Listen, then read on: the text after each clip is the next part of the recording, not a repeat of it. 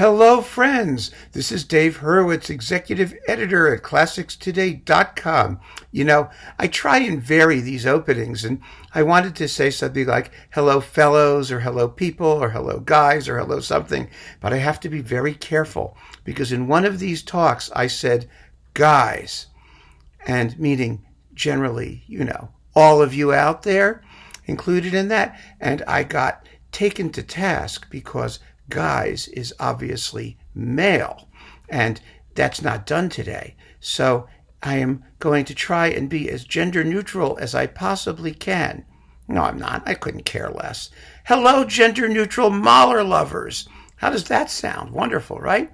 Okay, gender neutral Mahler lovers, here we go. Your ship has come in because I have, and we're going to talk about Hans Rosbaud's Mahler box.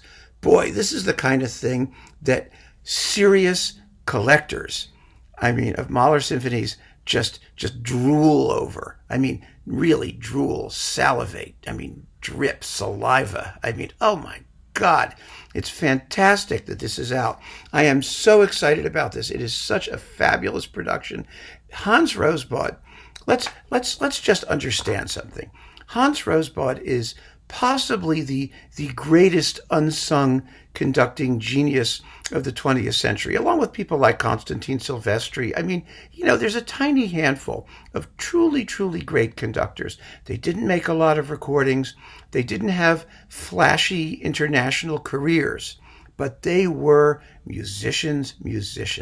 They were great, great, great artists. And Hans Rosbaud was one of those. He really was. He spent most of his career working in German radio, the German radio orchestras with the SWR Orchestra of Baden-Baden, as it was called in those days. And my God, was he a great conductor.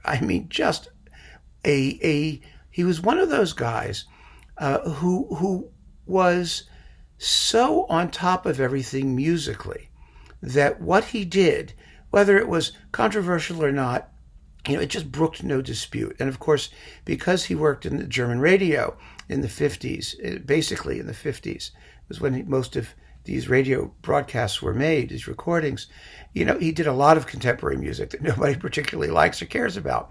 But he was an astounding conductorial genius. He really, really was.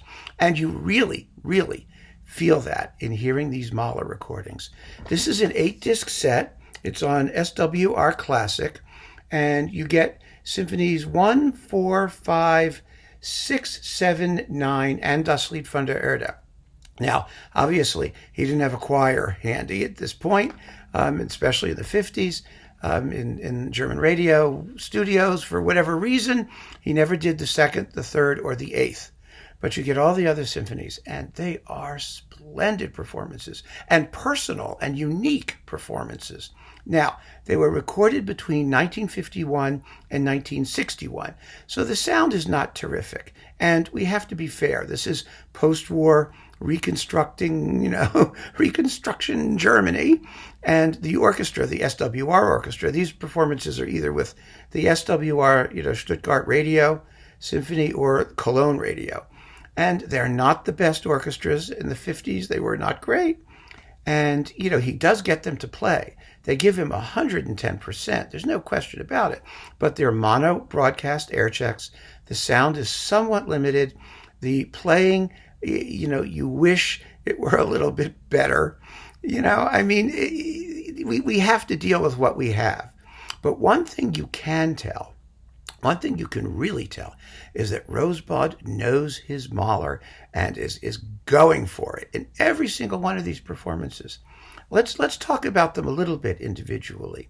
The first symphony is wonderfully well done. He doesn't take any exposition repeats, either in the first or the sixth, which is normal for the period. It actually sounds pretty good. It really does. It's a wonderfully fresh and lively performance with a lot of really keenly observed orchestral detail. Jed and I talk about, conductors and pianists and people being chord guys or line guys, meaning they're interested in sound and sort of vertical sonority, or they're interested in counterpoint and linear texture. Rosbaud was both. He was both. He was the complete package. He was one of those guys, And you hear that in Mahler. You hear that in the first movement alone. I mean, just the way he highlights, for example, a harp part or something, but at the same time, the textures are always wonderfully transparent. The scherzo is this wonderfully clunky, rustic peasant dance, and the finale is just a smoker. It really, really goes. It's fantastic. The Fourth Symphony is remarkable for the wonderful translucency, of the orchestral textures, for these wonderful chamber music-like interplay between all the instruments. It is such a beautiful performance. But at the same time, and we're going to get to this, the thing about, there are a lot of conductors, and you might call them, the German Kapellmeisterisch school, who like to keep things transparent and clean and clear, but they're also emotionally somewhat inhibited, rather restrained. Rosbaud's not like that. He's not like that at all. I mean, he goes for the gusto and the climaxes. He nails them. I mean, he's able to play Mahler with quick tempos and fluid tempos, but at the same time, without diminishing the music's impact, without skating over the creepy bits or the strange bits. He makes the orchestra do exactly what Mahler wants them to do. You hear this, especially in the Sixth. The Sixth really it suffers from, I think, somewhat boxy recorded sound. The orchestra is somewhat distanced. They're not the best band in the world, the SWR orchestra, but he plays the work so well. And I'm not talking about a Furtwängler performance, which could just be a train wreck. There aren't any train wrecks here. I mean, the performances are all well played. They're done capably in terms of orchestral execution, but the interpretations are so splendid. And so the execution doesn't really get in the way of what Rosbaud's doing. And I just want to play the first hammer blow as an example of this in the Sixth Symphony. The Sixth has tempi that are more what we're used to now. That sort of, nothing seems a little bit hasty or speedy, but boy, does he nail it. And that first hammer blow, I kind of wonder what that is. Listen to this.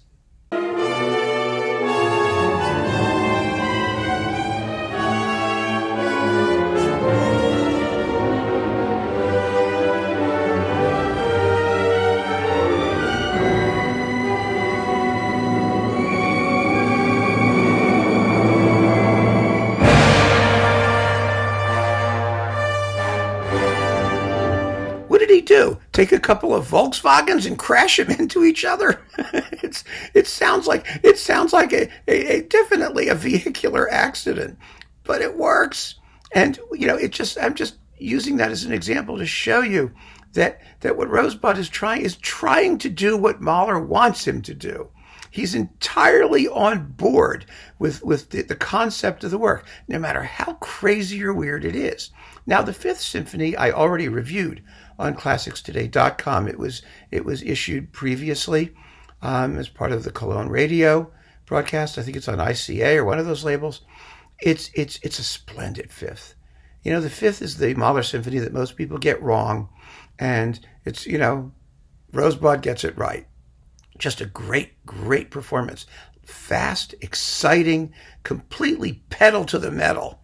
Unbelievable. It's 100%.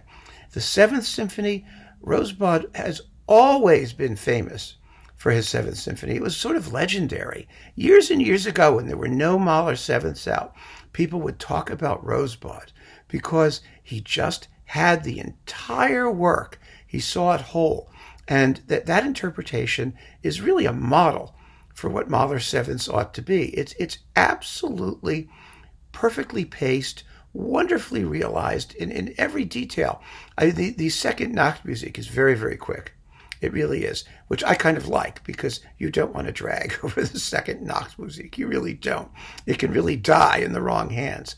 And Rosbaud just smokes through the piece. And the finale takes 18 minutes. It's not too fast. It's exactly what Mahler wanted. I mean, you just time and time again, you listen to these performances, and whether you agree with the choice or not agree with the choice, there's a certain rightness about what Rosbaud does. And you hear this most remarkably, I think, in the Ninth Symphony, because it's a very quick performance. I mean, it's 75 minutes with the outer movements are like the finale's 21 minutes and the first movement's like 23. Those are swift tempos. But my God, how powerful it is, how urgent, how expressive. I mean, let me play you the climax of the first movement. I mean, that collapse, it absolutely will make your hair stand on end. It's terrifying. And that's what it has to be. That's what it has to be. Listen to this.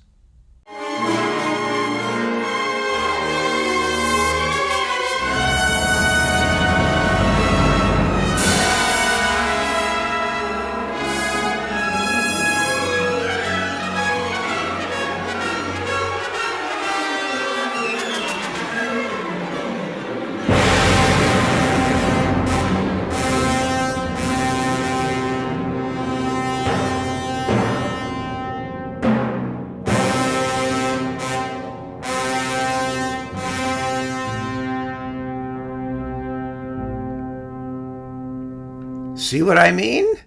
I mean, it's ferocious.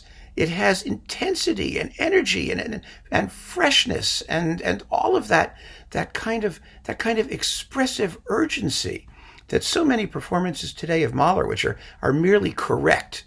They play the notes, they play them nicely, and the music doesn't do anything. But with Rosbaud, my God, it grabs you by the throat. Yes. It grabs you by the throat. And then, as a very considerable bonus, we get Das Lied von der Erde with Ernst Haefliger in very, very, very good voice. Actually, both singers are excellent. Of course, I can't remember who they are. One is Ernst Haefliger. Wait a minute, who's the other one? Again, this was a performance that circulated in a pirate edition for a while, so people knew. I think it's great. Yeah, Grace Hoffman, mezzo-soprano. That circulated in a pirate edition for a while, and so it was available, but it sounds much better here.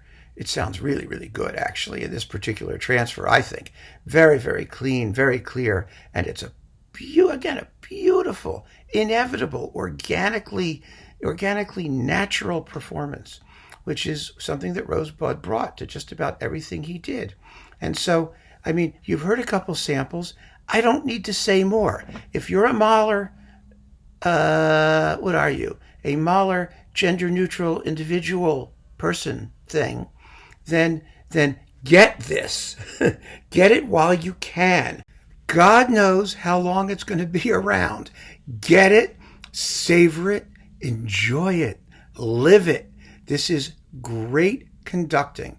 Just really great conducting, great Mahler interpretation, fabulous musicianly insights from an amazing and remarkable guy. Thank God he's a guy. I'm sorry. Hans Rosbaud is not gender neutral. So, thank God we have his legacy. And it's been so beautifully put together by SWR Music and released for our delectation. So keep on listening, folks. Thank you. Take care.